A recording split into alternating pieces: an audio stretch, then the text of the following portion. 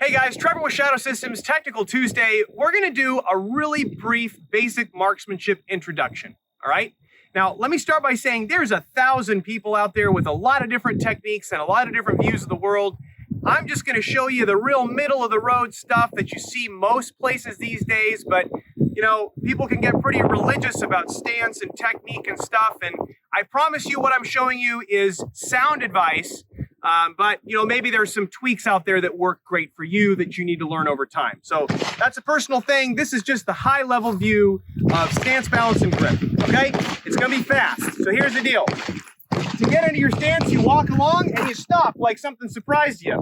That's all you do.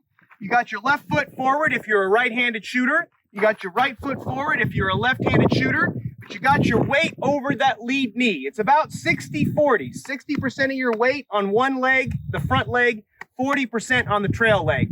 Some people think of it as leaning forward. Other people think of it as just pulling their butt back a little bit. Either one's fine. The main thing is that you got your weight oriented forward a little bit. The classic new shooter move, you'll see it, is this, right? That does not help control recoil at all. So we want to be leaning forward a little bit in kind of an aggressive stance. Okay, so my chest is square to the target. Yes, there are old techniques and there's Weaver stance and there. We're just going to talk about the basics, chest toward the target in a modified isosceles. Okay? All right, so we're flat to the target. Our arms, again, it's the same kind of like neutral sort of isosceles triangle. We're not pushing and pulling. We're not cup and saucering. We are just pushing both arms out, almost locked, maybe slightly unlocked. I do find sometimes female shooters benefit from locking their arms. I don't know why, but you can do both. Either one's fine. Ideally, though, we're just a little bit unlocked. We're not like this, okay?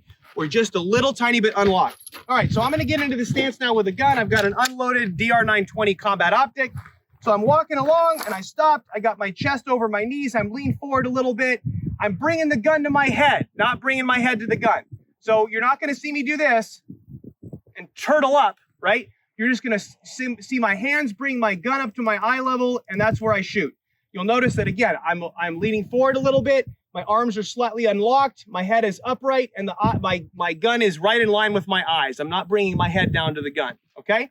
All right, so 60-40, neutral arms, front sight focus. Now, let's talk about your grip.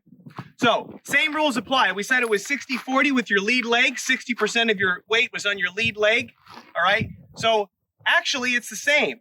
So, if your left leg has got 60% of the weight on it, your left hand, assuming you're right-handed, has 60% of your grip force. You're actually squeezing harder with your non-firing hand than you are with your firing hand, okay? Why? Well, when you really tense up your firing hand, you tend to have issues with trigger control. You'll hear me call it trigger freeze sometimes, where it's like, and you kind of get stuck. You can't shoot fast enough because your whole hand is like locked up, right? So we don't want that. So your grip is firm, but you're not squeezing death gripping the gun with your firing hand. You're really squeezing harder with your non-firing hand.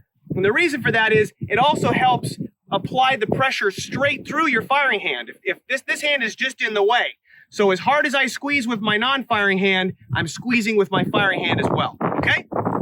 There are different techniques for where to put your thumbs. I like to lay them along the side of the frame. You'll see this sometimes. Guys will cross them. You'll see them put them up. I think laying them along the side of the frame is best because on a Shadow Systems pistol, here I'll grab it left-handed. On a Shadow Systems pistol, you can take advantage of the recoil control ledge, okay? All right, so we got 60-40 on our legs. We got 60-40 in our grip. The gun is as low as possible in our hand, nice and low. And now we're gonna shoot. Focus on the front sight. Especially when you're shooting steel, it is so easy to wanna watch the target to see where your shot hit in the paper if you're shooting paper. Watch your front sight, okay? Watch your front sight and don't jerk that trigger. Bring your finger back to where you feel the resistance. That's kind of the wall, as they call it, and then break your shot.